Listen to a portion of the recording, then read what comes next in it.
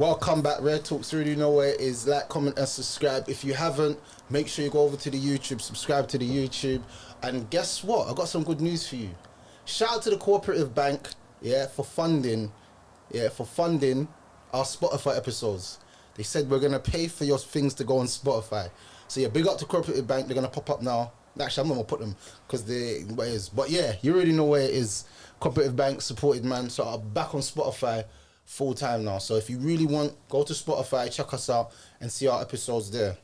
And this week, I'm joined by a special guest, the one and only 1 foot wonder, Carnival's finest, Grenada's finest.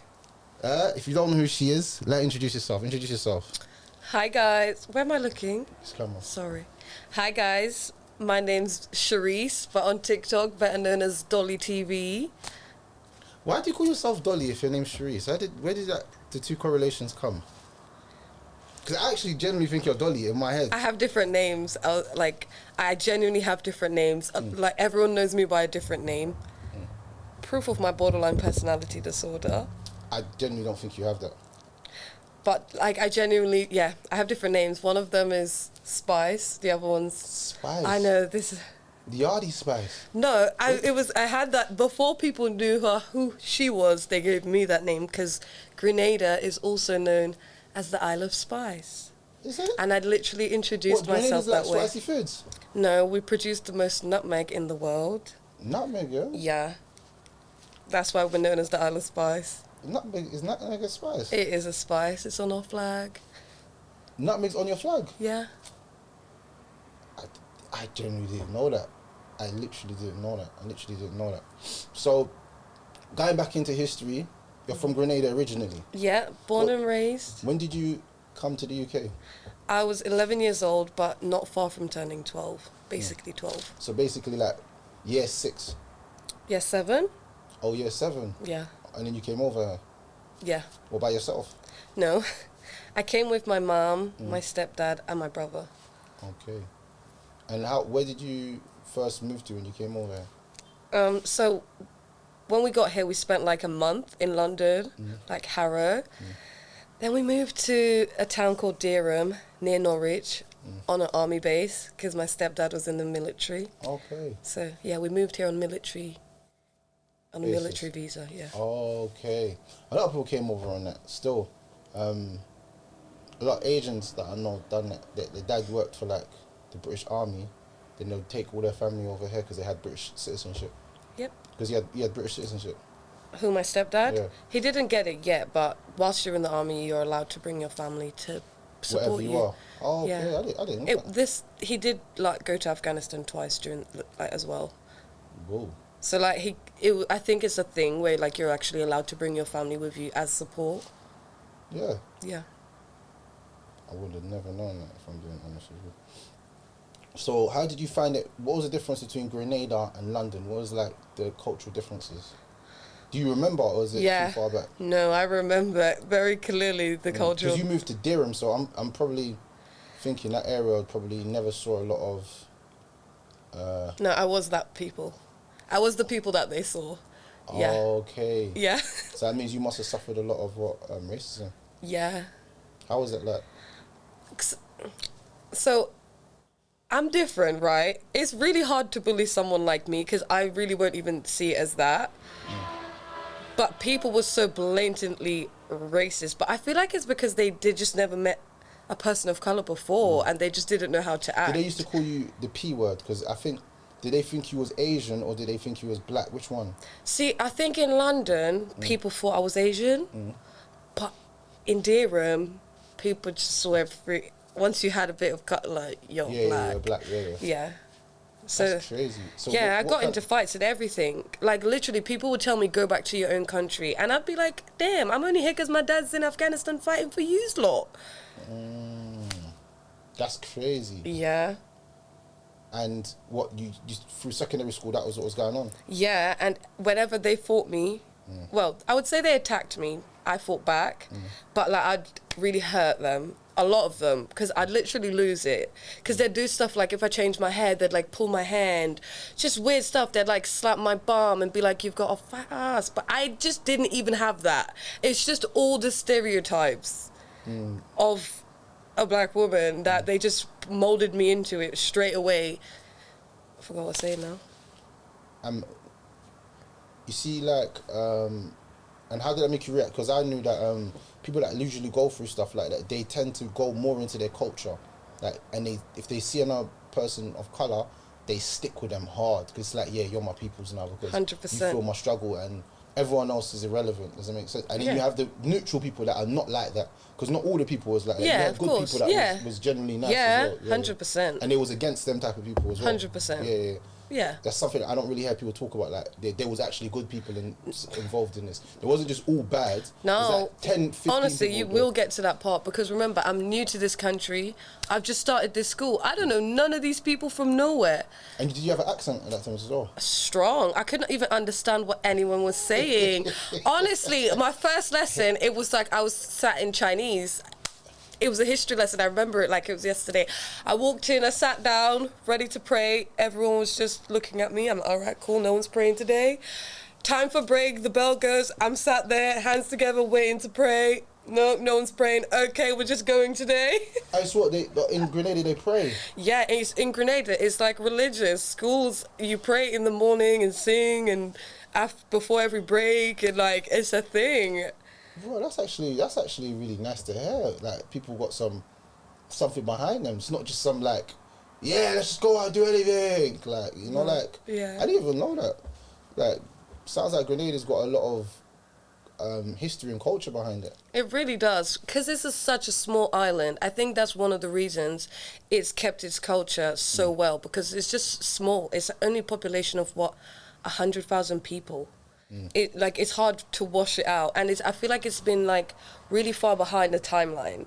So for example, like when England was in like the 50s, I feel like Grenada was in the 90s. Like I remember growing up and there's not electricity everywhere. There's not traffic lights everywhere. Like you could only drive in the day because there's no street lights at night. And like not everyone having taps and toilets being outside, and that's when I grew up. That's normal. It's the same in Jamaica. Yeah. Same as Jamaica. But it was like this in England before as well, like, because I was speaking to people who are older, and that's exactly what it was like here, like so in like the 50s. 20, 30 years behind. Yeah. It's poverty. Poverty makes you behind even if you want to be advanced. Yeah, but I feel like that is that's one of the reasons why Grenada is one of the safest places in the world. It's actually, no one goes there once and doesn't go back again. Because you can feel it. It's like not been touched so much by the Western world. It's getting worse, and I say that as if it's a bad thing, but they all want to elevate and be more like the Western world now. Of course. But being that I've been here since I was 11, I really see the value in that type of childhood, that type of community and everything, so I'm here for the culture. It's crazy because I never really heard someone talk about Grenada, and I'm pretty sure when I look onto the map, I've got my little globe over there. Yeah, Grenada's close to Jamaica. I'm talking about like boat. I'm talking about man can get on a boat and literally go from a boat. It's like it's like not less than a day's trip to get to Grenada. I'm 100% sure of that.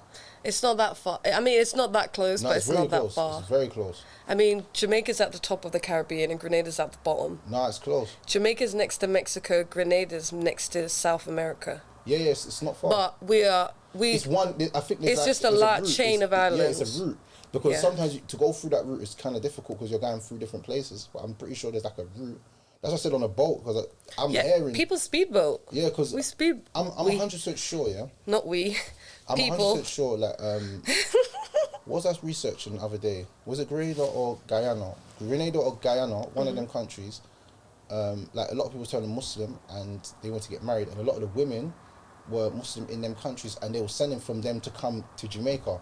Yeah. It was a big thing. I think it's Guyana. Guyana. Because Guyana has like a really strong Indian, Arabic heritage. That's like, I don't know if many people know about this, but in the slave trade, they made really good deals with India, and they brought a lot of people over to the Caribbean and South America from India. But you know, so the culture is solid. No, but do you know before Guyana. that the people, the indigenous people? Yeah, from of course. Well, I think they were like Indians. That's why Christopher Columbus went there and said the West Indies. Yeah. Because everyone who saw it said, "Well, you lot all look Indian." Yeah, but yeah. So I think the indigenous people before that, the indigenous people of them islands. That's why you like for you, a lot of people would see you and think you're Indian. Yeah. They're like Red Indians, Maroons, and Caribs and Arawaks. Everyone that you see. You'd see them and be like, 100%. You're Indian. Yeah. But then they'll be like, no, I'm from Caribbean. And you'll see their culture and be like, oh, yeah, because the accent, everything will be different. Yeah. So I respect that still. I think that's a lot of islands like that. I'll tell you one thing. Go on. Growing up, I literally just thought I was black and everyone else was black. Then I came to England, then I realised that everyone is not just black and stuff, right? But then I realised something really funny. Every time I go to the shop, because I spent the first month in London, every time I go into a shop, the people in the shop look exactly like my family. They look exactly like my family in Grenada. And guess what? My family in Grenada have a shop. Like, we are that Indian family that have a shop. Mad. That's mad. So you're going into the shops and you're seeing all these, you're like, yeah, my peoples. They're like, wait. We own shops as well. Yeah, like but then, wait, am I? That's mad. No, but that's what I'm trying to say, that the West Indies was literally, the indigenous people were actually, I think, Indian or something like. Like Red Indian. Yeah, and then we all mixed when they was bringing people from. Yeah, from but Africa. we did just so that we're clear, we're both aware, hopefully, that our people migrated before the slave trade. In fact, we showed them the way. Migration has been something that's happened from beginning of time. Yeah. No, because people try and say, oh, we're not from there because we didn't come from the slave trade. Whether you came from the slave trade or not, this is where humanity started and we all migrated. However, whichever story you believe, whether the earth separated, whether we travelled. From the moment boats were created, people were travelling. Exactly. And they were doing trade. Exactly. Or they were fighting. Exactly. Trading or fighting. Exactly. The same thing we're doing nowadays. Basically. Business or fighting. Divide and conquer, the same art of wars in place. So it's not really... what experiences did you have growing up though, like childhood experiences? Do you have any like, because everybody's gone through something crazy in their childhood. What kind of crazy childhood experiences did you go through? Because I went through crazy stuff in my childhood.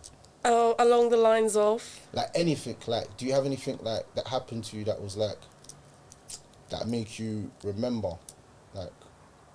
Like, for example, because you just said it, it literally just, like, I experienced like 4 hurricanes in Grenada, natural disaster. Like, I literally watched my whole island get, like, ripped to the ground. Well, you saw it? Like, I lived it. I was there. I was in a house that got totally blown away. We had to get to another safe place. Whilst this all happening, tornadoes, cows flying, roofs flying, like, crazy. What did you think at that time you were going to die? Honestly, I don't know. I was very little, but I remember it so clearly. I didn't think I was going to die, though, because I just felt like I was a kid and everyone's going to look after me. If someone's going to die, it's going to be an adult protecting me. That's how I felt. Like... That's wild. But it was wild. Like, we were in the house, a tree fell on the house. We had to, like, find another space in the house. Then that part of the house went. And these are, like, solid houses, not like wooden shacks, what people think we have, like, big, solid houses. Yeah, I think those experiences really had a significant effect on me when it comes to staying in touch with nature and respecting nature, because it's stronger than all of us. We're mad weak. Like, when the hurricane comes or it starts flooding, there's not much we can really do. Like, we're all stuck. If it was the snow today and the snow was about 2 meters high, none of us can leave our house. Yeah. We just have to chill for a little while. And as a matter of fact, if our heating goes off, we're dead. Yeah, and they're planning to do that this winter. What do you mean? They're planning to have a blackout this winter to save... They have no blackout. They are. They're speaking about it in Parliament. You're having a blackout. They ain't blacking me out. I'll fly out the country. No, it's when I say a blackout, they're just like... But I don't know how they're going to make it work, right? Because surely people are going to die. How are they going to turn off our electric and gas for a week? How does that make sense? They can't do that. They're talking about it. They're trying to... they're trying to do something here where they actually give us blackouts. Because, like, our country really can't really afford the gas. No, it's not that we can't. They're working on it. I think a lot of people don't actually understand what happened. When we started to mess with Russia owned, like, I think 30% of all the world's natural gases. and all the energy companies mess with Russia. So when you sanction Russia, Russia's like, all right, no problem, we'll play. You want to play games, we'll play games with you. So they stopped they stopped buying from Russia, which mashed up the economy. Yeah. And then Russia started selling to India, and India imported it to America, but for a high price because they know that you can't get it from anywhere else. Yeah. Because we're the only ones to get it. They were trying to get it from another source, and that plan went through. The only other place that produces that much gas is Iran, and guess what? Guess who they hate? Iran as well. So it's like they're messing with the superpowers of the world. Like Iran, in natural minerals, in gas, in oil, is got everything. Yep. But they sanctioning them because they want to take over power in their country and destroy them. But they can never do that because they're culturally inside of their own culture and they won't let anybody in to see them. And that's why culture is so important. Politics is actually deep. If you really it is. We probably shouldn't go too much into it. Yeah. For they cancel me that Tate. Right. What do you think of Andrew Tate's? Honestly, Andrew, if you see this, I'm willing to be one of your wives, first, second, third, fourth, or fifth. Damn, son, that was unexpected. I wasn't prepared for that one. Where did that come from? What? Just letting him know, just in case. No, but like, do you think it was fair what they done to him? No, of course not. But I totally understand why they done that to him, and I think slightly he kind of knew it was gonna happen. What do you mean? He's not stupid. What do you mean? Like, in which sense? How did he didn't know that it was gonna happen to him? With his long-term plan, he knew that was gonna happen. But he wasn't. I wouldn't even say what he said was that bad. It's not that it's that bad. It's that he's having a really strong influence.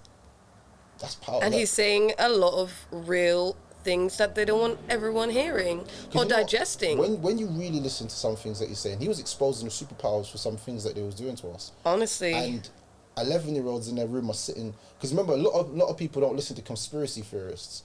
But he wasn't actually becoming a conspiracy theorist. He was becoming the voice of these young boys. You would speak to an 11-year-old, 12-year-old, and they'd be like, yeah, I know about Andrew Tate. He doesn't like women. Like, they've planted this image on him that is hard. They've stigmatized him with a characteristic which doesn't fit him. But they've done that on purpose to try and silence him. Because silencing your enemy and using fearmonger tactics. Because they left him as an example. See, what they done to him is like, yeah, any of you all speak like this, then we'll take you out. Because if it was just about women, there's men that's been speaking about women for years. He doesn't even bash women. Not even that bad. He literally... I've seen worse. I've seen a lot worse. I've seen a lot worse. I feel like women consider direction, encouragement, advice as bashing. Because they feel wrong and then they need to defend that. Is it not just okay to just be like, oh yeah, we've been doing this wrong. Maybe we should do better. No, they'd rather just focus on the delivery. I don't think it's anything to do with delivery. I think it's genuinely insecurity because if somebody gives me advice and I take that advice, there's only one or two things that can come from it. Either I can take it or I can leave it. Yeah. Now, if somebody's telling me from the opposite sex what they like, I'm going to listen. Sometimes I listen to women and I'm like, okay, so this is what women like, this is what women like. Is what she's really thinking. That's mad, you know. And I'll take it on board. Doesn't mean I accept it, but I take it on board. But imagine, men for the first time in history, and I say first time in history because it's not really reported like that. Men don't really speak about their thoughts and feelings because they always get like knocked down. So men don't really speak about it like that. But now, in the first time in history, men are actually speaking up and feeling empowered to speak about their stories and their experiences. And now women actually upset about it. And it's like they're refusing to listen. I'm very open-minded, and having that I've got an older brother and 4 younger ones, I just don't understand why women find it so hard to allow men to say what they like, and if you agree with it, that's okay, and if you don't, that's fine. Yeah. Find someone who you guys are on the same level, but why do you need to bash this man for him having high standards because you can't meet them? I don't get it. I think that's what it is as well. I feel like they feel like you're coming for their character because they're not that way or they're not. It's okay. You don't have to be. There's another man out there who's going to be okay with everything you've done, hopefully. I highly doubt that. And that's why I think a lot of people are going to be single. Exactly. I keep telling women, you only pick the men that you open your legs to. You do not pick the man that goes down on one knee. You don't. So you can make your choices and be free-willed and live up your best city girl life all you want, yeah? But at the end of it, You're not the one that's going to choose whether you're worth to be married or not. So I suggest you actually listen to men when they say what they want to marry.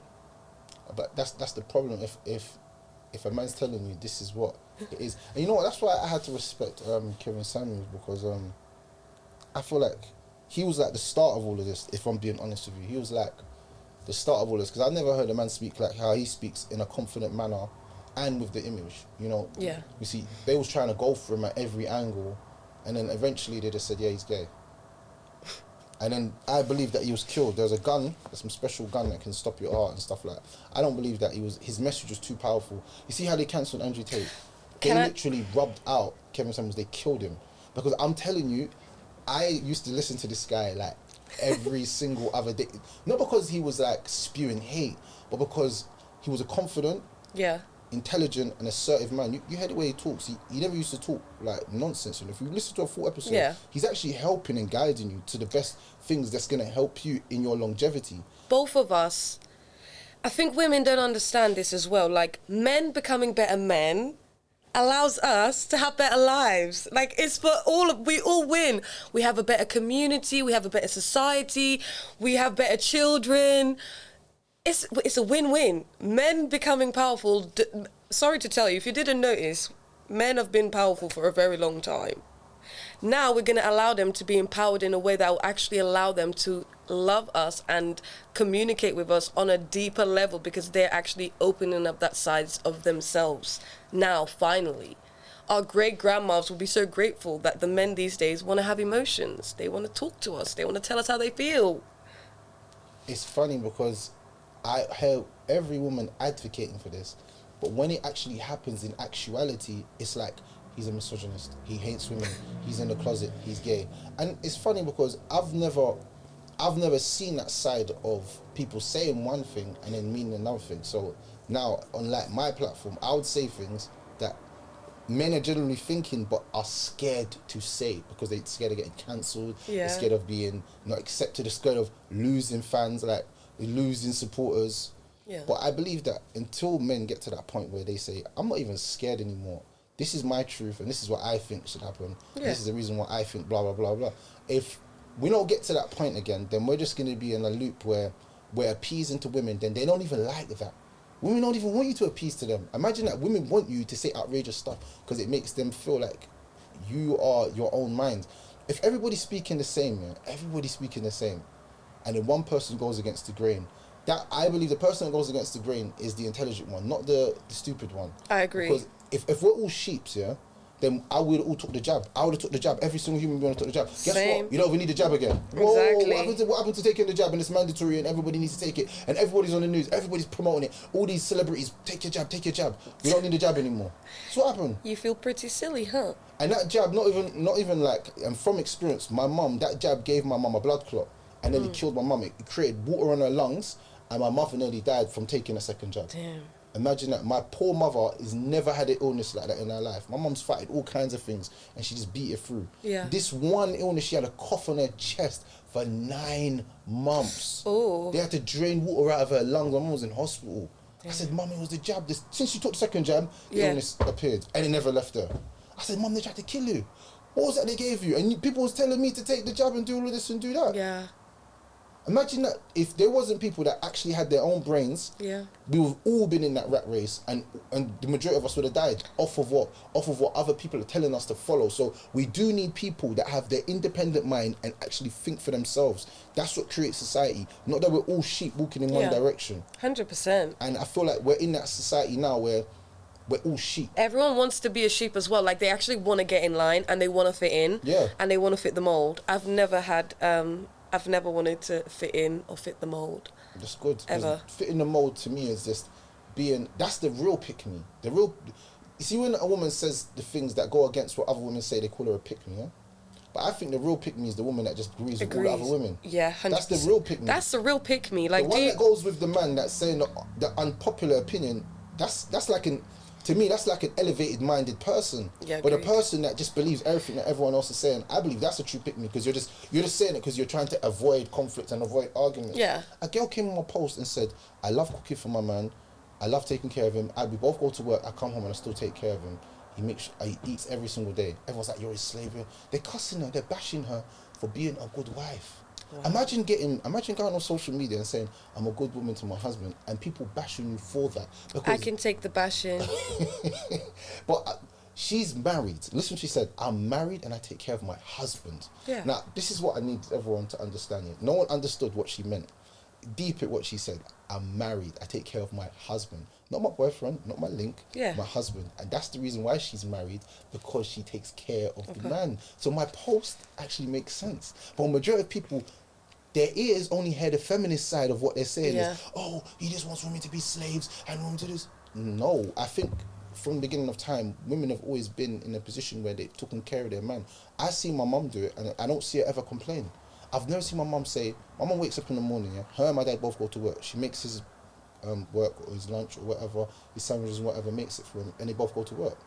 I've never heard her say, oh, it's too much. Or she makes him his tea, or he makes her tea. It is what it is. But she comes home from work. If she comes home before him, she'll start the cooking and she'll finish it. Or if she's home, she'll cook.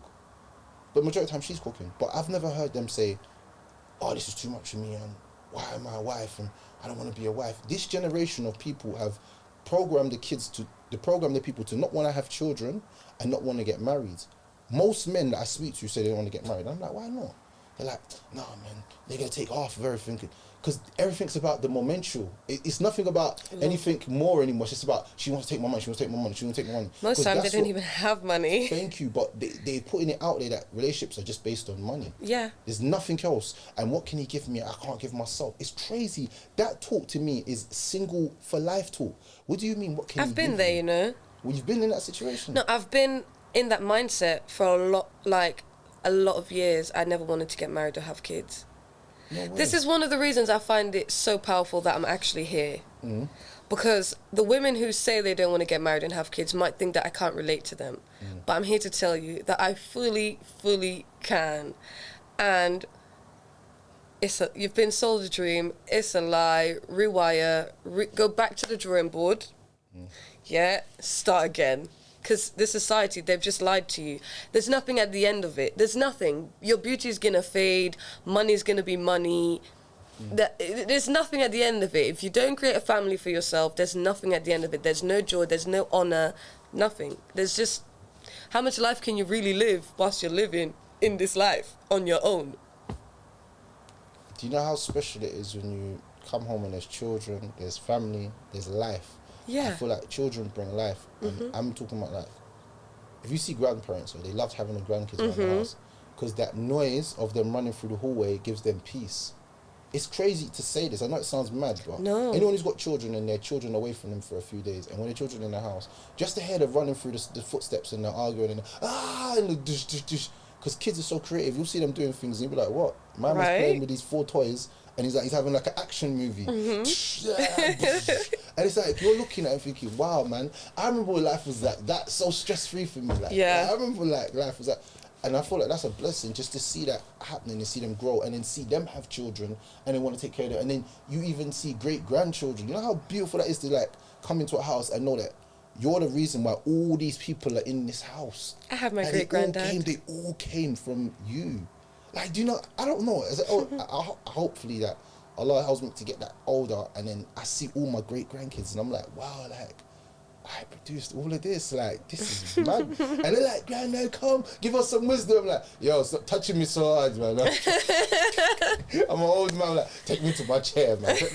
Can you make me a tea? And then I'll make you a tea. Like, and they're loving me, and I'm just giving money to everyone. I'm like, everyone lines up, and I'm like, here's a tenner, here's a 20, here's a 20, here's a 20. So all the money that I'm getting is just for them now. So I'm just giving everyone money. Like, everyone comes to link me every week. They're like, yeah, I got the Granddad. He's going to bust me some dough. Like, let me phone Granddad for some... You always rub me. The only time you want to call me for money, you don't want to call me to come see me? Come take me to the doctors. I need to go to the doctors. All right, I'll be there in 20 minutes. And their husbands are coming to check for me. Like, I feel like that's such a beautiful thing. Like, I don't know about anyone else, but for me personally, I feel like that's like one of the most beautifulest things about life. That you can have like grandkids and a grandfamily, that you can like look back on. I feel like that's one of the biggest blessings. You know what I'm saying? What's your thoughts on marriage? What's your thoughts on marriage? What types of marriage is? real type marriage, real life marriage. No, like Christian marriages, Muslim marriages. Any, just marriage in general. I believe in marriage, but I feel like I believe in, I don't know if, do they call it polyamorous marriages in Islam? I don't know what they call it in Islam, but I believe in multiple wives, maybe even multiple husbands. I believe in community love. That's a stretch. That's a stretch though. That's a stretch. Why? Because you couldn't handle multiple men. Andrew, I want to have this conversation with you as well, by the way. I don't think women can handle more than one man, because women are more emotionally attached to their partners than men are to women. Because remember, from the beginning of time, men have always had to have this thing where if war happens, I have to go out. So I have to leave you lot. I have to. As much as I love you lot, I have to leave. It makes sense. Like, I have to leave. And I feel like with women, I don't think women have that. Women is more like stay at home with the kids and stuff back in the days. So men have created this thing where they're able to create detachments for the sake of the betterment of the society. Like, a man can go away from his family for 4 years fighting in some invisible war. Yeah. But a woman can't do that. Because her attachments with her family, she can't be detached from the person that she says she's in love with. That's how women create emotional attachments more than physical attachments. It's harder if you meet a woman that's healing and a woman that loves herself and a woman that takes care of herself. You couldn't just walk up to her and be like, yeah, you want to have sex? And she's like, yeah, let's go. You're going to have to create some sort of bond with her and make her fall in love with you for that to happen. That's what I'm trying to say. So, with that being said, a woman can't have more than one partner unless she's broken. I don't know about the broken part, because there actually are cultures still alive to this day in like the Himalayas. In Africa, there are tribes where women have multiple husbands. Crazy. Wow.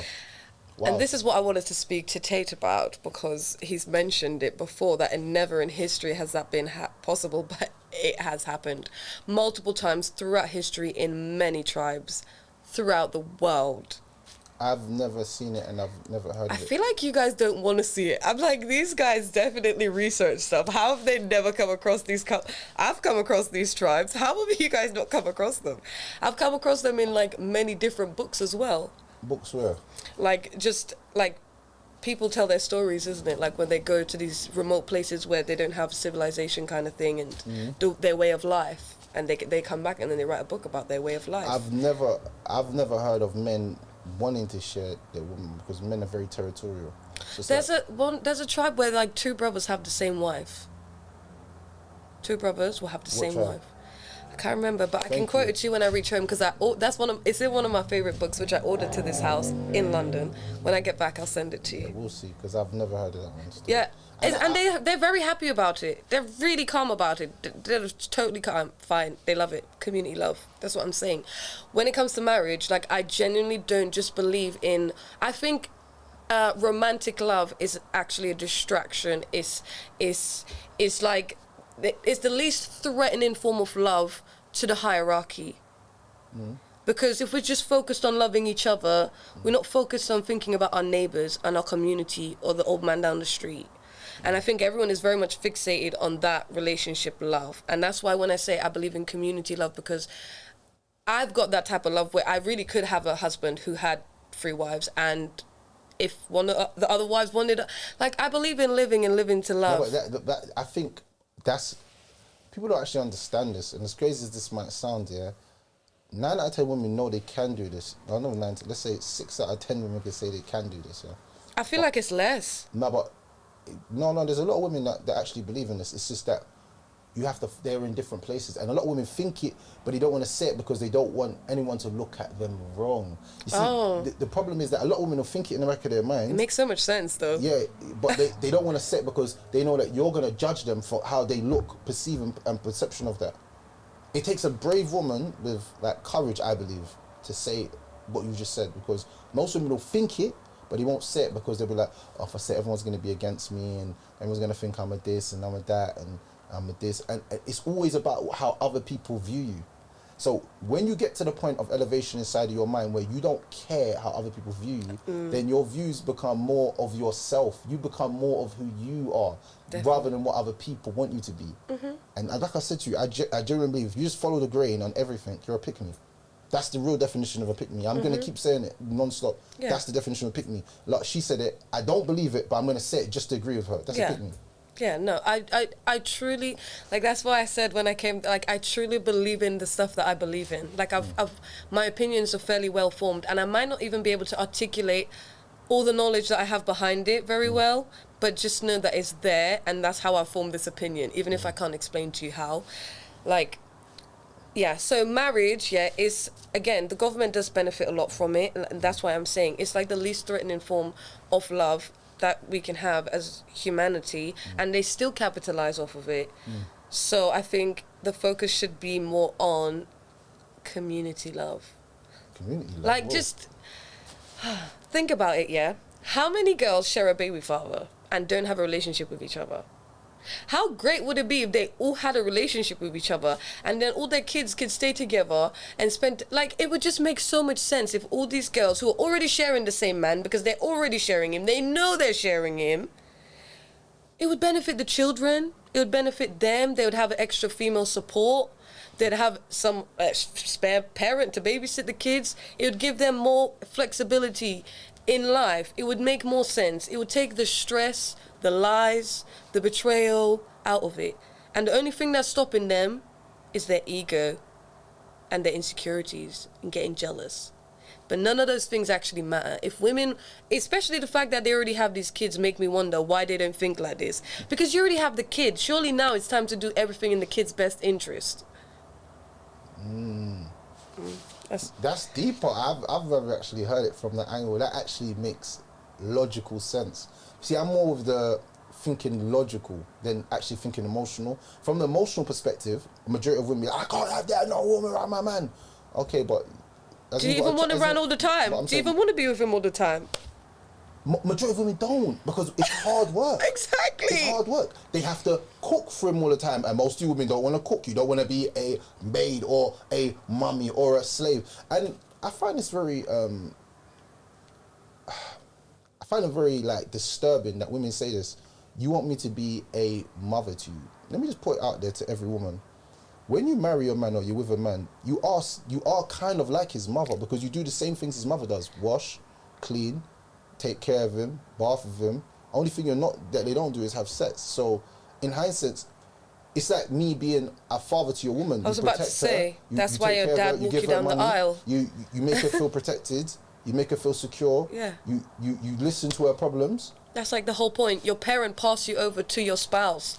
That is literally the whole point. Like, when you get married as a woman, my dad would pass me over to you. That means he's handing down his, not forever, obviously, but a certain duty of care over me. He's giving it to you.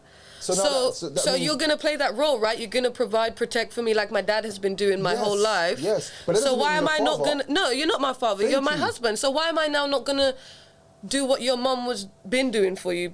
As you're doing for me what my father would have done for me. Like, it just makes sense, guys. Are you selfish or what? What is going on? I think people are actually delusional. I've got to the point now where I think a lot of people are delusional. I think so. And the delusion is that social media and all these toxic pages and this toxic behavior and this new age of feminism and this new age and of romanticizing relationships. Of, like, I don't even know what to even call it nowadays. I just call it the modern day woman, and that's why I always say modern day woman. And people are like, oh, why are you always saying modern day woman? Because I don't even know how to describe that kind of mindset where it's actually from, because it doesn't actually make logical sense. No, I think you're right on. So it's like, it's a new way of thinking, so we have to pull it in a new age. It's a modern day woman's way of thinking. For instance, a woman's like, oh, what can a man do for me I can't do for myself?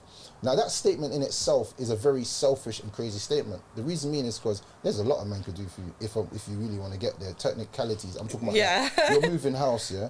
I'm pretty sure women are not carrying everything. They can say, you have to pay somebody to come and move that stuff for you. There's no woman that's lifting up heavy settees by herself and lifting up heavy wardrobes, heavy beds, and breaking her poor back, lifting up fridges, lifting up thingies, and carrying up 4 slices of flares. If a woman's doing that, shout out to you, big up to you, you're a muscle builder, and I respect you. But 9 out of 10 women are not lifting that heavy fridge up the stairs. It's not by choice. So she's gonna hire who? A man to do it. Yeah. If she's got a man, her man will help her. Of course.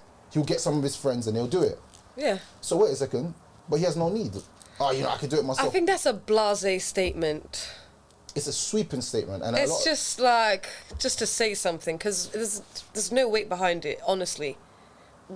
If we go into war right now, what are the men going to do? What are you going to do, ladies? They're going to stand up and go on the front line with it. Are you going to go on the front line? Because I know I'm not. I was forced to join the military, and I didn't, because that's not for me. So it's that mindset that I believe is very destructive towards the next generation of people. Because I saw a woman online and she made a video saying 10 reasons why she don't want to have a baby. Now, if that's how she feels, that's how she feels. Mm-hmm. But she doesn't realize that she's actually, like she said, I don't want to bring a baby into the world because it's a bad world. But if that was the case, then we wouldn't be here. If we stopped having kids because the world is messed up, the world is messed up. But if we stop having kids because of that, then there'd be no reproduction and we'd all die. Exactly. Now, people say, oh, she's entitled to her opinion. But I'm saying, for me, that's worse than any Andrew Tate belief. Do you know why? Because that's stopping the reproduction of human system, of the human, makeup. We need to reproduce. But I'll say this in the same breath. If she believes that she can't have a kid, then she shouldn't. That's a good thing. Like if she can't manage motherhood. Yes, but don't promote Mentally. it. There's a difference. Don't promote it. It's like, even, there's some things that I might think in my brain. Sorry, can I just say something? Go on. I think it's important to promote the fact that if your genetics are weakest link, you shouldn't reproduce. No, but you don't know that until you actually have children. How do you know? Most people know their genetic predisposition. They know. No, most people ain't got that in tune with themselves. Most people don't even know that they can't even have kids. Yeah, but most people know, like, whether they've got autism or whether they've got certain things that pass down genetically. I'm not saying don't have kids if you don't. I don't know how they got autism. Okay, well, get diagnosed, people. But my thing is, yeah, like, because I know people, yeah, who know, they know for a fact they're both care leavers, their parents couldn't handle them, the system couldn't handle them. They've just been off the rails from young because something's wrong with them somewhere. Not wrong, but they're on the spectrum maybe. They're just not receiving the right level of care, right? But them together making a child literally makes a child like with really high on the spectrum of like everything, and that's how genetics work. So I think if you're gonna reproduce, at least find a strong genetic pool to reproduce from. Don't just be blasé about it. I know I'm sounding silly, yeah, but you're protecting your next generation. But then, all right, cool. But look, if all the men are, if you say out of 100 men, there's 90 weak men, was 10 strong men, but the 10 strong men are all taken because strong men are going to get taken fast. Yeah, what happens now? We go back to your original statement of polygamy. Do you see what I'm saying? Because wouldn't it be better to produce with the strong? That's what I'm saying. Of the pack. This is why it all makes sense. It makes sense. So that's what I'm saying. It makes sense. So if you know your gene pool, right, you would go and mate with someone who's stronger than you because you know that. No, but I don't think, it's not about... No, do you think anybody thinks that before when they're even having sex? I generally don't think that a lot of women are even that inclined. Ladies, please, think. Take time. Go slow. I generally don't think anybody thinks that deep into it. I'm deep, you know. I'm actually so deep that I don't even hold conversations with most people. I just let them. Because I just don't feel like we can actually talk if I start talking. Because that, in hindsight, is probably the best way to actually mate. And I feel like that's how you'd produce probably the strongest of natures. But can I just say this? That this agenda has been taught to people, and that's why our people have been over-sexualized in the media throughout the last few hundred years, so that they can mate with our genes, and then they can be strong as well, and they can keep living on. They know this. That's why they try to mate with us. That's why we are the sexual symbols of the world today, when we were bashed for being what we are a few hundred years ago. It's because we are the stronger gene. They need to mate with us, or eventually they're not going. They know this. Their bloodline, they're not going to survive it. They know that they need to add the original ingredients to their DNA to keep it going. That they know. I don't think they. I think the elites might know that, but I think the general laymen's probably don't know that. A lot of them do. They say it. I've seen them saying it. They're sticking to their own for the fact that they don't want that to happen. I think they're sticking to their own, so they don't want that to happen. No. Enough people now, yeah, they actually know that like our genes is life, melanin is life. They know that. And they know that they need to reproduce with us if they want their bloodline to continue. It's not going to be perpetuated yet like that, because of course they need to keep us being at the bottom so that they can continue to use us without a knowledge of us being what we are. I don't want to get into these things. Do not cancel me. This can't happen. This is rare talks, but I genuinely believe that if they did reproduce us or didn't reproduce us, we're still gonna win anyway, because we're winning in this one. But then what they're doing, and this is what now on just to back up your point, what they're doing is they're creating a divide between a black man and a black woman. Of course. So nowadays on social media, you'll see a lot of black women bashing black men. They created this divide a long time ago. But I'm saying to the point now where it's so evident to a black man that it might even put him off of black women. That's the whole idea. But then what happens that we put off each other so that we can mate with them. Yeah. No, but I'm saying, but it's not just them though. There's other nationalities of people that. Yeah, of course. Because what I've seen of recent is a lot of Asian girls are going with black men. It's like, but then when Asian girls, I always say this to people, and I always say this: if an Asian girl has a baby with a black man, what colour does the baby come up? Black. Like you, what are you talking about? I am black. Yeah. That's what I'm trying to say. That's what I was trying to say to people. But some people say the child's mixed race. The child's not mixed race. The child's black. No. So genetically, guys, do you read? Genetically, biologically, our genes take over. We're the dominant gene. Once you mix with a black person, you're now black. They can't. It's like how you can have a cup of milk, right? And then when you add coffee, it's now coffee. But do you get it? There's still milk in it. There's milk in it, but now it's coffee. The colours change, everything changes. It's coffee now. Yeah. Do you get it? Like, even though it's a whole glass of milk here and you just put a tiny bit of coffee in, it's now coffee. You can't find pure milk there no more. Milk doesn't exist in this combination. Facts. Yeah. And I think that's what a lot of people don't actually understand. So, if a black person mates with anyone, that child's coming out black. Yeah. Naturally. Now, the problem that we are experiencing nowadays is that they're trying to stop the top of that to be top. So the black man and black woman, there's a big divide between us. 100%. In the UK, it's disgustingly known. It's very well known. Social media's kind of brought it to the front light of it. It's been happening from before. As a Grenadian, can I just say that I really feel this divide? Like, I'm sorry, but I do not feel love from black men in this country at all. But you know, that's not because they don't want to. It's because no, I know. It's just because the experiences they've had are so mad. That they think now that like all women from this culture are like that. Like you speak to a woman from an Asian Arab background, and she's like, "Yeah, I'll cook for you. I'll be your wife. I'll do everything. She wants to do everything for you. I'll rubbing your foot, everything." And she's not complaining, not arguing. And you're like, yeah, I need this in my life. I need all that argument and all that shouting and all that messy stuff online. That's attached to being a black woman, you mean? Yeah, but this is reality. It's not. I'm not attaching it. I'm actually keeping it real. And this is what a lot of black men are thinking. So when you put a person inside of a situation, look, bro, I can give you like 4 black men that I know that's gone through it hard. There's a small guy called Teddy Banks, like a little black brother, He must have said, some girls are not my type, or this girl's my type, I swear down. I refuse to follow that guy on TikTok. But the girls rubbed him. But I had nothing to say. I just won't follow him because... No, but I'm saying, but they rubbed him I was expecting that. No, but he got rubbed. Now, when I really clocked who was rubbing him out... It was black girls, wasn't it? They rubbed him. I was laughing because I was like, no, the way they're rubbing him is different. Yeah. But for me on the outside looking in, I'm like, why do they hate him so much? If I say I don't like something or this is my type, what is that got to do with hating my own self? If your type, and I'll say this, if your type is not what your mother looks like, you need to go to therapy. I'm sorry. I'm really strongly apologize to you. If your type does not look like your mother and your father in any way, racially, features, color, culture, get help. All right, cool. Flip side of that. I'm not saying you can't find other people attractive. I'm not saying you can't also like other... Like, I'm not saying you can't... You can't like any other race of women, but to specifically not like your own race, that means, there's a trauma there. Do you get it? for you to not like something, you don't just not like something you don't know, you never tried, you never had. You have to have tried it, have had it, or have been conditioned into thinking something about it to develop this not likingness.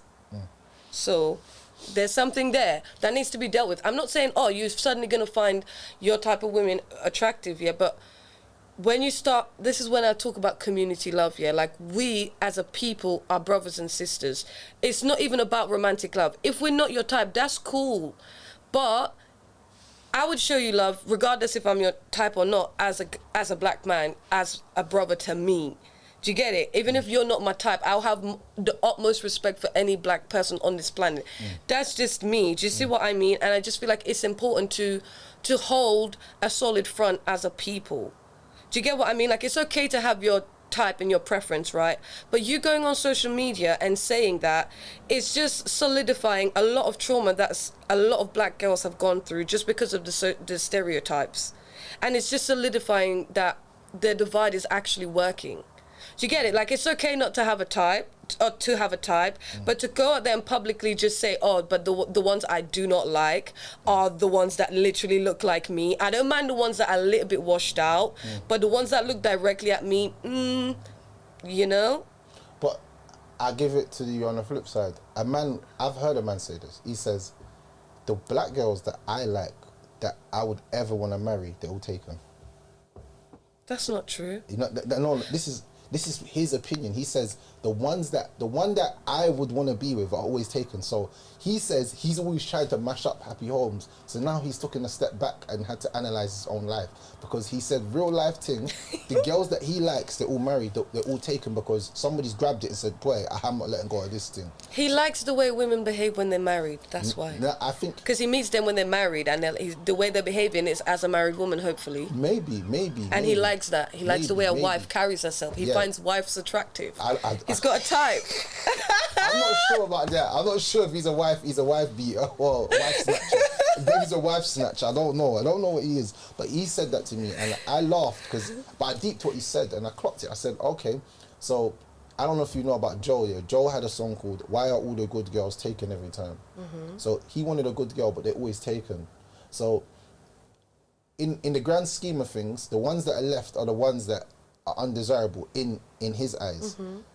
So it's not that he doesn't. There's a man that could love black women, love them, their figures, their body, because it's impossible to not love them, because all beauty comes from a black woman. In general, I'm talking about the lips, I'm talking about the facial, like the way the face looks, like the body, like the hair, I generally believe all beauty comes from black women. That's just 100%. Whether people agree with me or not, I don't care. I believe all beauty comes from black women. Yeah. Like true beauty comes from black women, and the only time you really know that is when you go to Africa and you're like, wow.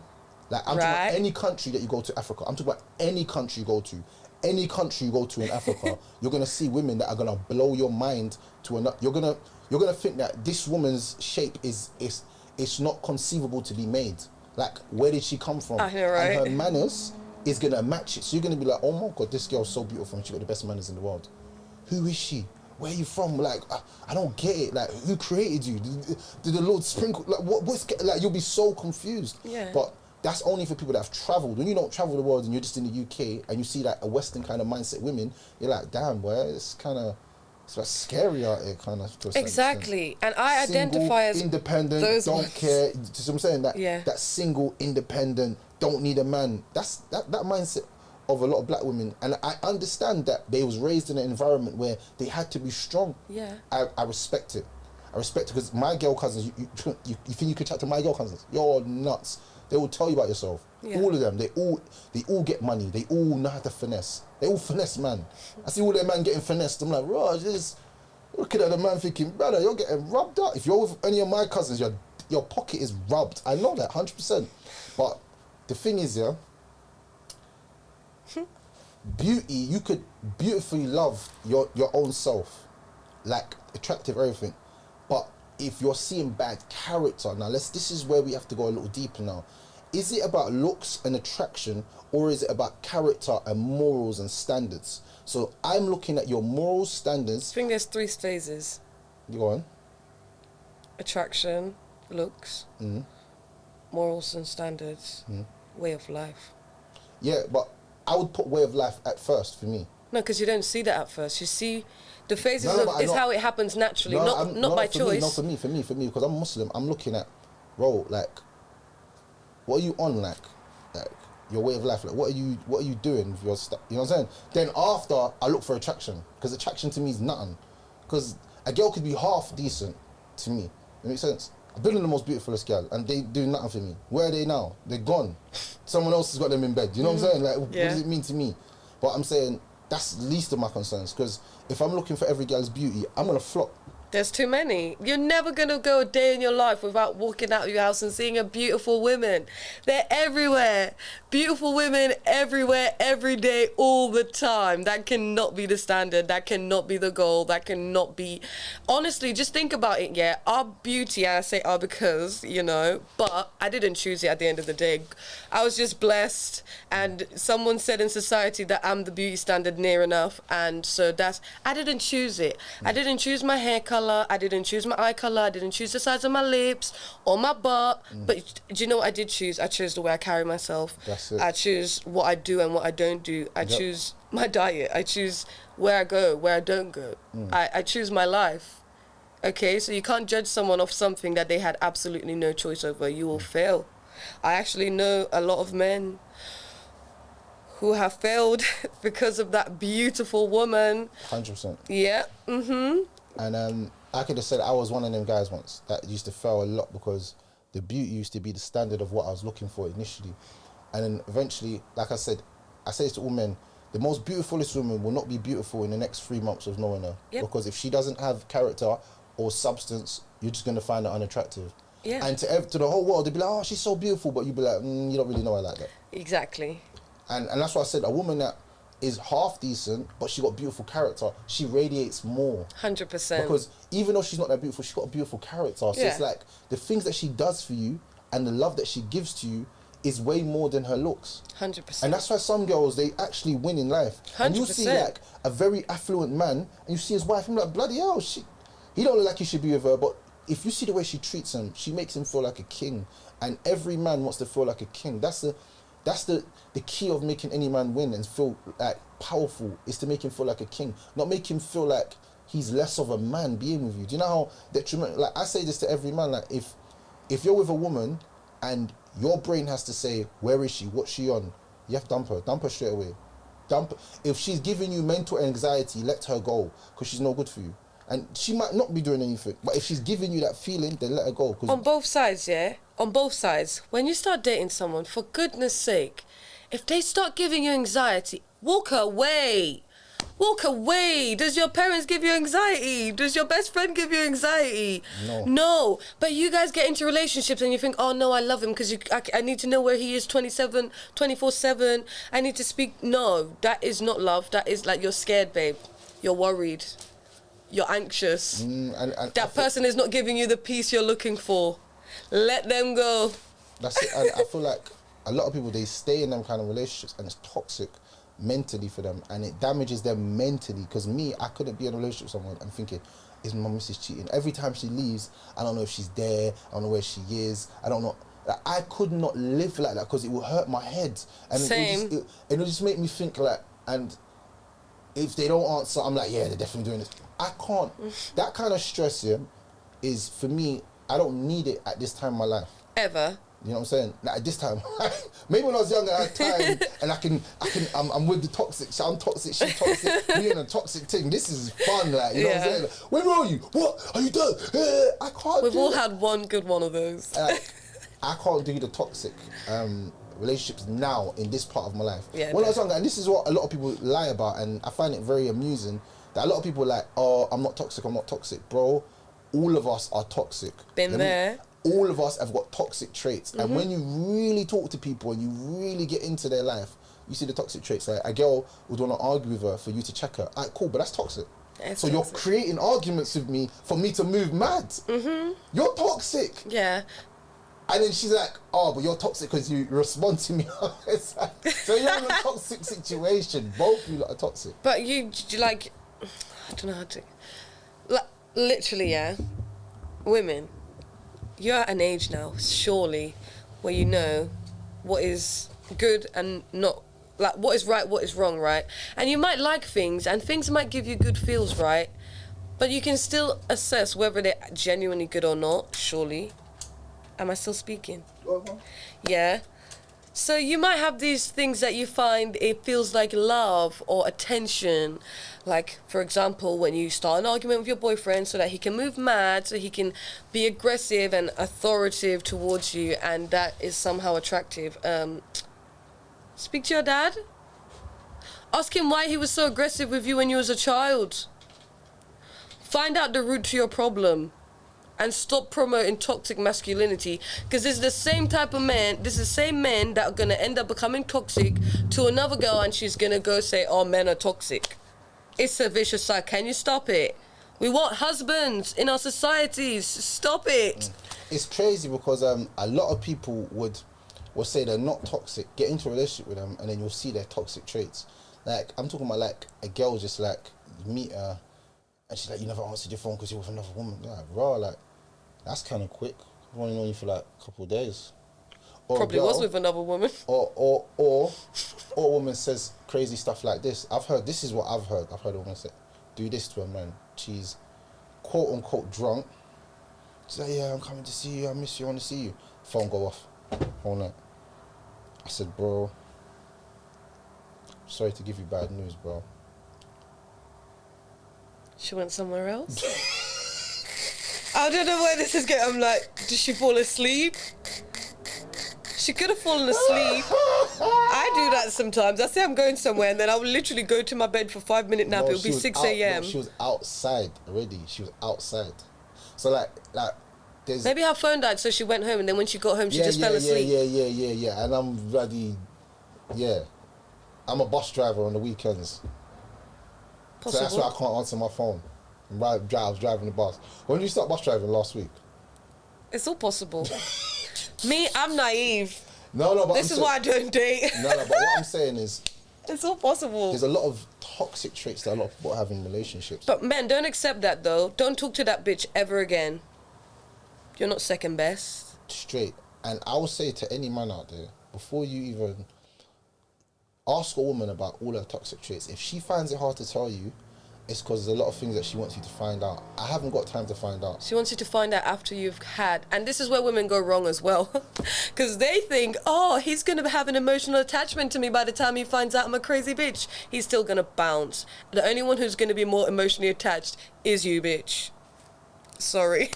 It's actually real because by the time women do that, men have already, in their mind, made up a whole scenario of how they want to leave. Yep. And it's just a matter of time. It's like a walking time bomb ready to leave.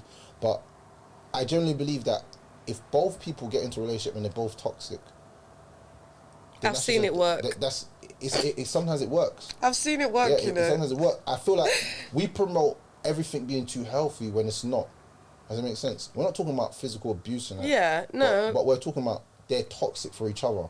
Like the way their relationship is. But we nowadays, as humans, we want to come in and tell people that their relationship shouldn't be like that. We're so involved in everything other than our own business that we'll come in and try and dictate to someone how their relationship should be. If their relationship works for them, their relationship works for them. Just like the older women when they could say, my husband's got 2 wives, he goes to her house for 3 days, comes home for 4 days. Younger kids, I can't believe my mom's putting up with this. But it's been working for 20 years. Right? She's happy with it. It's their thing. That's how it runs. You know what I'm saying? Or he flies out the country for 6 months and comes back every 6 months. Yeah. That's their relationship. Yeah. I feel like we've got a say on everything rather than our own lives. I think it's because we've been given this one blueprint of monogamous marital love. Which doesn't really work. It doesn't work ever, anywhere. Unfortunately, I'm sorry for all you guys. And it's because they sell women a dream that doesn't exist. 100%. It's not real. It's just not real. Even if you do have a man, yeah, that is faithful to you, that is loyal to you, never cheated on you, let him go outside and have some fun one day. It's not going to be the end of the world. Your relationship isn't going to crumble because the man went out and had some fun. Damn.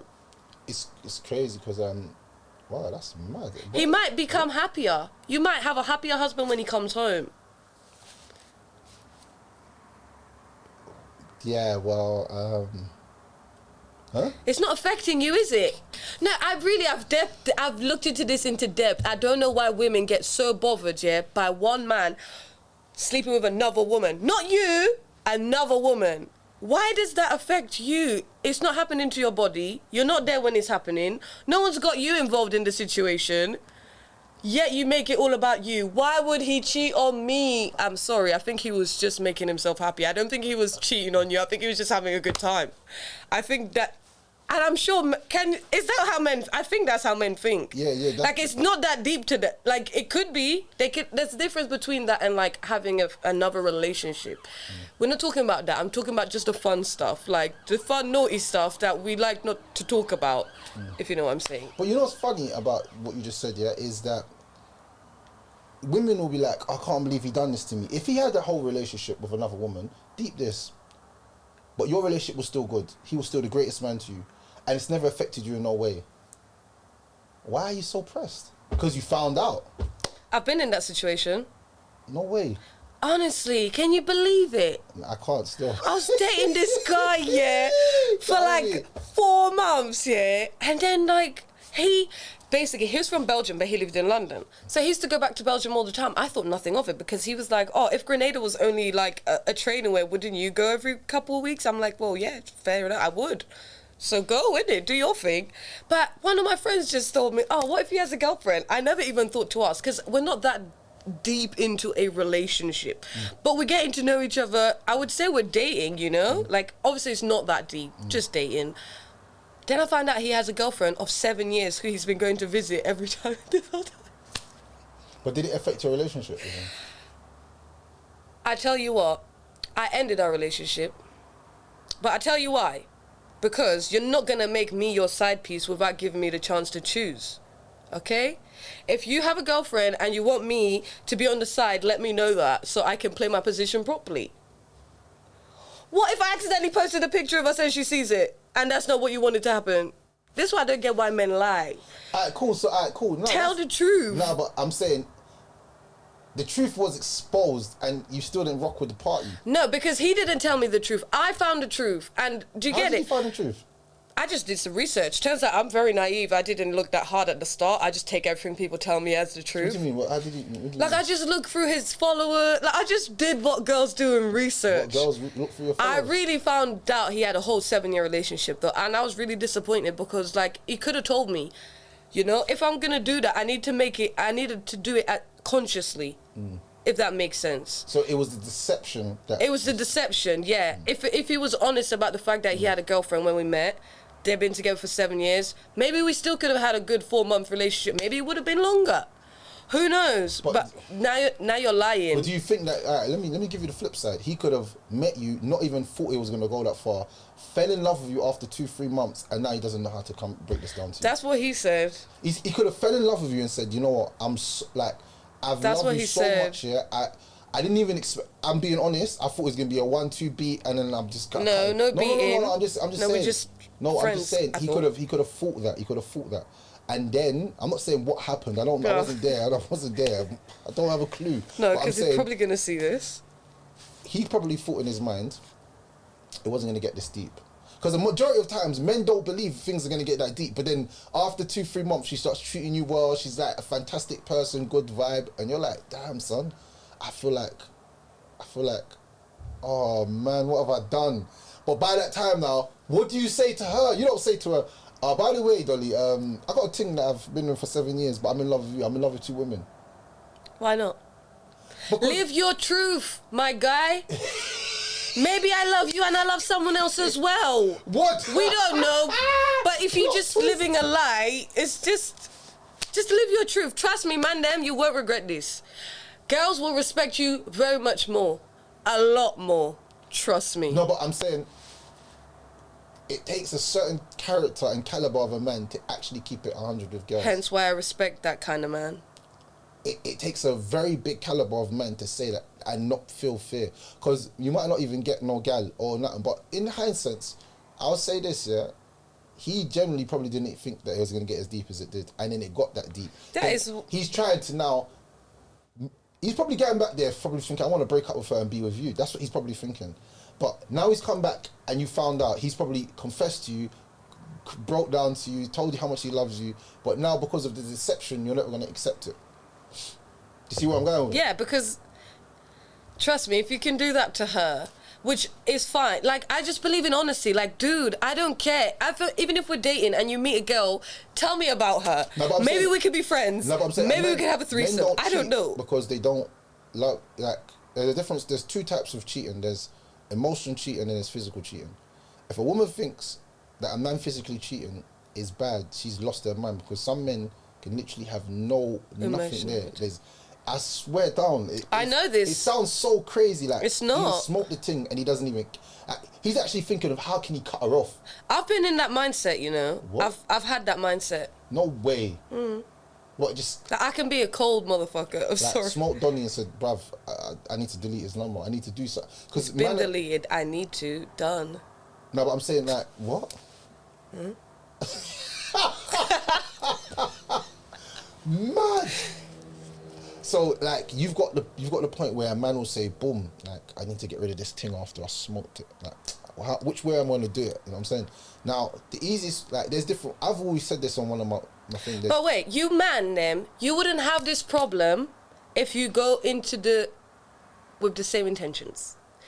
When you go in with the same intentions and it's time to cut, people cut because they know it's time to cut. And they know why we're here and we're very clear on what we're doing. Mm-hmm. No, but... I think men actually think women are more like than they actually are. Like Say that again. What do you mean? Like what? They're scared to tell the women the truth because they don't know how they're going to react, right? They're scared of how the woman's going to react. I think that's why they don't do it. Like, they think they need to sell the woman this dream, like what society sells us about one man. Like, you're the only one. Why would you think you're the only one? I'm sorry, but why? You just met this guy 2 weeks ago. He had a whole life before you. He's got this friend from high school. He's got his teenage crush. He's got his sister's friend that he's been crushing on from youth. He's got bare people in the pipeline, and you think that you're going to be the only one. I'm sorry, but you won't ever. It's not realistic. It's not realistic, but it's funny that women will generally believe this lie, and the need for men to tell lies to women is the need for women to actually believe lies. So it's actually it's a cycle. So, like, a man would want to tell the woman the truth. He would have went through life, and what he would have done, he would have told women the truth. Like, for instance, when I was young, he might have told the wrong women the truth, maybe, and now he's scared. No, but I'm saying, like, I've been in situations where, when I was younger, I just said, yeah, these are my confessions, and I just told the girl everything, and she's like, yeah, get out, bye. And I was like, cool. But I didn't lose her, because when you're truthful with a woman, this is my honest opinion, she will always respect you. She might not mess with what you've done, you know, but she respects you. Exactly. I feel like you've just got to be like, you know what, this is what I've done, and like, but tell her before she finds out. That's the whole key of the game. Go into her and saying, look, I messed up. She might be like, I don't even see it as messing up. No, but I'm saying, if she feels like it's a deception on her side, then and she feels like you lied to me and you done this and you was this, you tell her that, and you take responsibility and say, yo, babes, I done this, I messed up, babes, and I'm sorry. Like, this is the whole situation, this is what happened, this is her name, this is that. Because then she's prepared if something does kick off, you know, like, girl in her DM, and she's like, yeah, here's what you told about me, man. What are you talking about? I'll be like, yeah, you bust his nut, and what? Did you have a good time? Did you give him a good time? He seemed pretty stressed when he got back. Do you need a second go? No girl could ever have chat for me. Because you take what, man? I don't own him. I will never own him. Even when I marry him, you can still have some. What?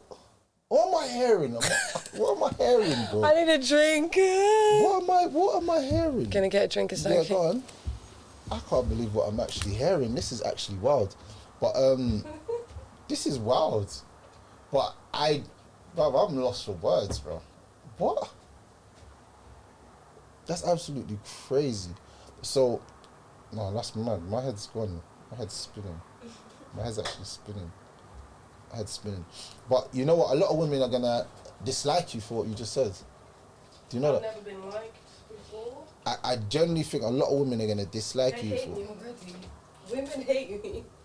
They're gonna dislike you a lot because they don't want you to, because you're saying something that's against the norm in their mind. But trust me, guys, we'll all be happier. We can all be friends. Like, just think of all the skills that will be coming all together. Like, all the skills. all the resources. It's crazy because if a lot of people thought like that, society I think would be actually better. Because I think society would be better, but I don't know, man. That's wild. My brain's frazzled. First episode, my brain's actually frazzled. I'm sorry. She frazzled my brain. But so do you believe that would make relationships better between one another? Yeah, honesty and community love. When you say community love, explain that. I mean, loving people, not to the I feel like today's society actually thinks like loving someone genuinely means owning them, or like owning the export of their love. Like, oh, you love me and you should give me all your love. Do you get what I mean? Like, and I just feel like just because you love someone doesn't mean that you're entitled to all their export of love. Do you get what I mean? Like, everyone's capable of loving multiple things, multiple people, multiple situations, multiple vibes. We're all multifaceted beings. And so when you love someone, you should love them enough if you actually love them and you're not loving the attention that their love is giving you. If that makes sense. If you truly love them, yeah, whatever they do that makes them happy would make you happy. Even if that means getting Glock from the bitch down the road that you don't like. If you love him and that makes him happy, that should make you happy. And if you say you love someone and they're doing what makes them happy and that makes you unhappy, do you really love them or do you just love yourself? And you just want them to do things that are pleasing to you? That's wild.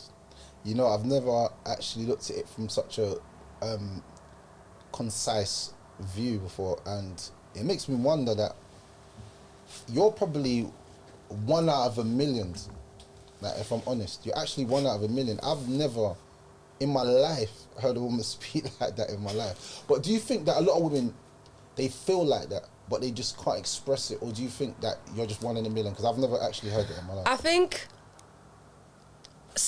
there's a percentage of women that are there that do feel it and won't express it.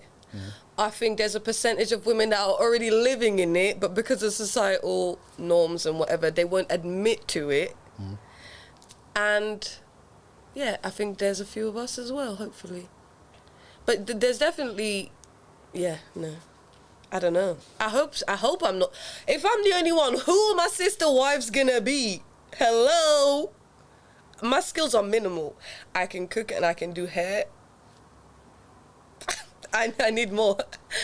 I need more. It's crazy because in that sense of life, then a lot of things can be taught to you from your sister wives. Like, I'm talking about like life skills and stuff. Like, yes. One might be good at business, another might be good at plaiting hair. It's like, it's a whole family of entrepreneurs.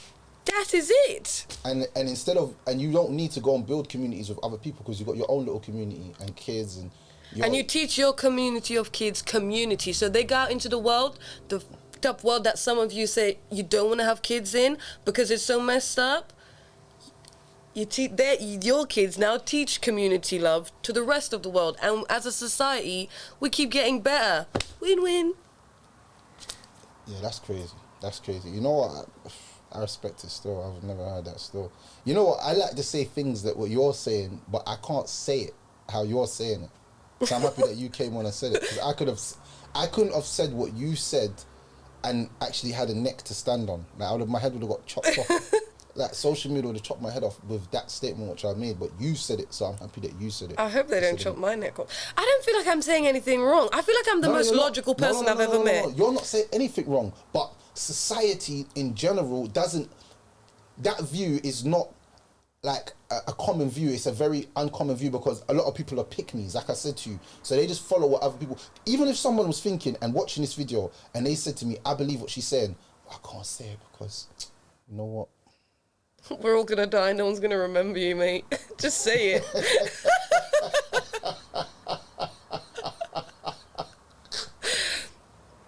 I'm sorry. That's the realest, though. That's the realest. I'm not gonna lie.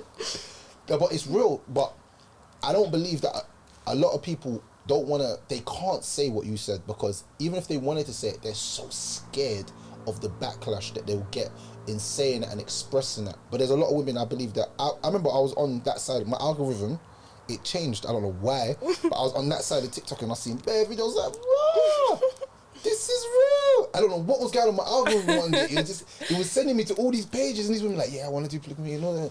I was like, oh my gosh. And they're like showing some women inside of it, and they was talking about the benefits of it and how great it is. And she became ill, and the sister took care of her, and she could never pay her back for what she done for her. Took care of her kids while she was ill. She was like literally bedbound. She couldn't move, and her family wasn't around, and all she had was a sister wife, and the sister wife brought her back to life basically, and took care of her kids at the same moment. Yeah, that's the and kind the man of... was just providing the dough and helping everyone out, like Yeah. a man should be doing. I think that would make men become men again, if I'm honest with you, because men will be like, yeah, I got my 3 women, or I got to take care of my families. Yeah. I ain't got time to be on the road doing this. I got to take care of my families. Yeah. And he's more open, and he's less likely to want to cheat because he's got, you know what I'm Exactly. saying? I'm not saying he won't, but I'm saying he's less likely. Yeah. Because his variety is different. I understand it. I deep it. Just I accept the fact there's just always going to be beautiful women out there, and your husband, your baby father, is always going to find attractive women out there. Don't you? Be honest. All women find other women attractive as well. I don't know why they act like if it's so hard to understand what men go through. I kid you not. I'm not going to say what I want to say, but yeah. Stop tripping. Just let the man live, mate. Alright, cool, but I'm gonna hit you with a crazy scenario. So say like you got a sister wife here, she's like, alright, cool, let's all go to bed. Okay. Like all of you lot in one bed.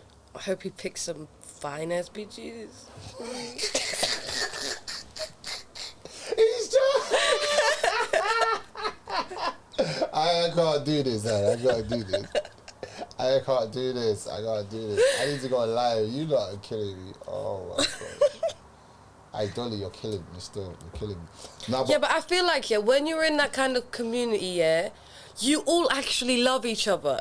You're not going to be forced. You all looking after each other. That bond, that love, that is going to be a natural thing. But do you think that... I've seen it happen though, and I've seen it work in many situations, but then I've seen the opposite. I've seen women come in and try to destroy the first, or like the relationship. Yeah, it's just one thing you need to just know. Jealousy won't work.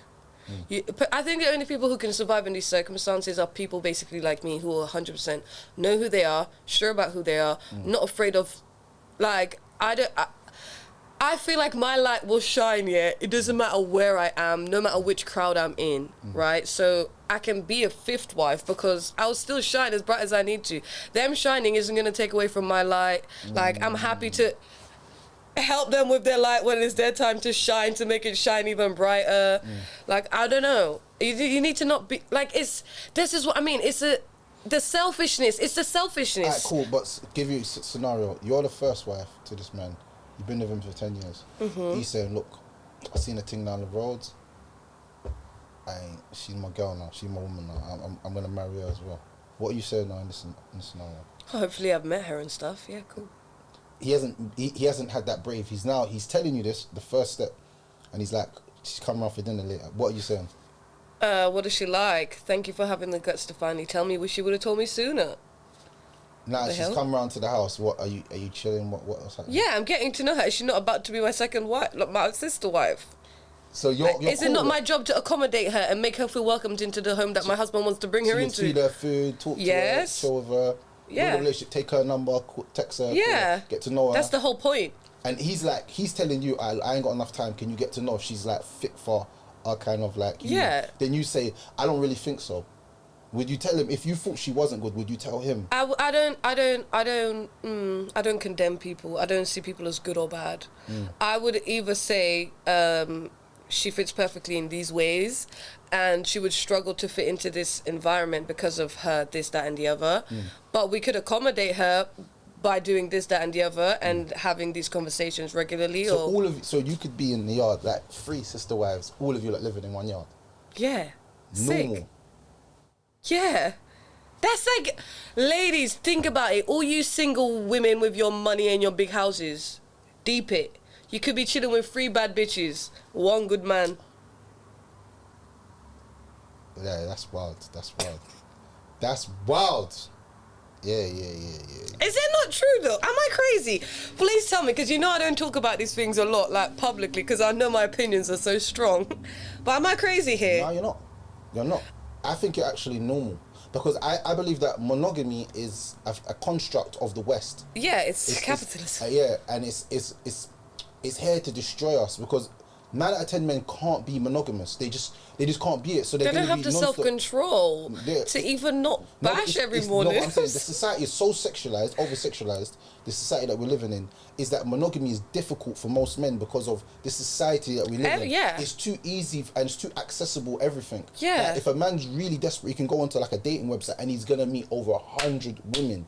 And if he's affluent and he looks nice and he has like some sort of career, he's going to be, that's his thing even more. So with that being said, even a man that's even avoiding women is still getting caught by women. Like, because of the society that we live in. We're not living in a society where things are normal. Because if everyone could have 2, 3, 4 wives, I believe generally men would have one wife. Out of like, knowing that I can have it, but I don't really want it. I feel like when you take away the impact of someone having something, it makes them desire it more. Yeah. It's like when your parents said, don't go under the bed. Suddenly you're just there looking up at the bedboard from below. You know, everyone's telling you something's in your cupboard. You're like, you'll be scared, but you want to open the cupboard. Yeah. It's the same thing when you're telling a man, oh, you only can be with one woman. And he's thinking, all right, cool, for the rest of my life. And he meets this woman. That's horrible. Just saying it sounds horrible. Like, who are you to tell me what I can have for the rest of my life when God gave me the ability to have it in abundance for the rest of my life? That's crazy. That's crazy. And I feel like... And you love me, though? But you love me. But you love me. But you don't want me to have abundance of what God gave me to have abundance in. What kind of love is that? Yeah, I love it. I love it. Yeah. But you know, on a side note of that, I believe if women's ideas came in line with that, I genuinely believe we'd have a better society. 100. Because then men wouldn't have to hide. There'll be less cheating. Because men will just call to their wife and say, yo, babes, this is what I want to do. Yeah. So you can accept it or not accept it. But if women are accepting it, I think a lot of men would even want. I'm just being honest. I think a lot of men would even because want. why? Like, realistically, it works. Just that's where we're trying to go, guys. I think with sister wives, it always works. People just don't talk about it a lot because it's not seen as a norm, and they get a lot of backlash for even saying stuff like that. Because people like to be too inquisitive into other people's lives. Like, someone will say, yeah, my life's good. They'll be like, why is your life good? Have you got this? Have you got that? Like the poor woman that came on, like I said to you, she said, I cook and clean for my husband. And everyone's like, are you his maid? What, does he work full time? Why do you have to do this? Like, if she's happy with her situation, let her live her movie. I believe everybody's allowed to live their movie. 100%. I'm the main character of mine. Been that. Will forever be that. I love my movie. I love being the director of my movie and the main star in my movie. I don't need you to tell me what my movie's at and question me about my movie. I know my movie better than anyone else. Exactly. No one can tell me, oh, you done this, you done that. I ain't do that. Yeah. I done this, but I never done that. Don't try that with me. Yeah, like, I know. I know myself. I know what I'm capable of doing. Yeah. Don't try and push something on me. That's not for me. 100%. And I feel like a lot of people, they want to, because social media's made it, like people say, oh, but you put your life, I believe if you put your life out there, you put it out there for critique. That's my honest opinion. So if I put my life on social media, then I'm ready for the critique that comes with it. I can't now get mad at people for critiquing me when it's my life. And do you know what I'm saying? Yeah, 100%. So, yeah, man, big up to you, man. Big up to you, and I hope you get some sister wives in the future. I hope and so live too. Happily ever after. This is our first of many interviews, because Dolly, this is part 1. We need to do a part 2 because we need to get a little deeper into certain things. Like? Yeah, you know what I'm talking about. Deeper. I'm gonna go deeper. I feel like we started off on my childhood and went way into like everything. Yeah. It's got Dread Talks is like that. We start on one thing and end on a whole different plateau, but we're gonna get back to it. So this is our first one. We're gonna get to our second one, then our third one, then our fourth one. Now I think by 3, I think we should have got everything out there by then. Still, we should have got the whole story out. We're gonna return that to the childhoods. I know. I think we left off at me just getting bullied in school. Yeah. But we're gonna, because now we've gone to a whole different place. I know, right? That's good. And that whole different place is a good place. Yeah. Because I've never heard that view in my life. I'm sure you have somewhere. Isn't that what Muslim women believe? Am I wrong? Is that? Yeah, no, Muslim women believe that, but not Western women. Like Not Western Muslim women. No. Not really. A lot of them. It's mad. It's crazy. It's a whole other debate for a whole other day. Trust me. Okay. And I think I'm gonna have to bring some sisters up here for them to even explain that part of it, because it's a little bit wild. Western society has programmed us that things that are normal are not normal anymore. Yeah, 100%.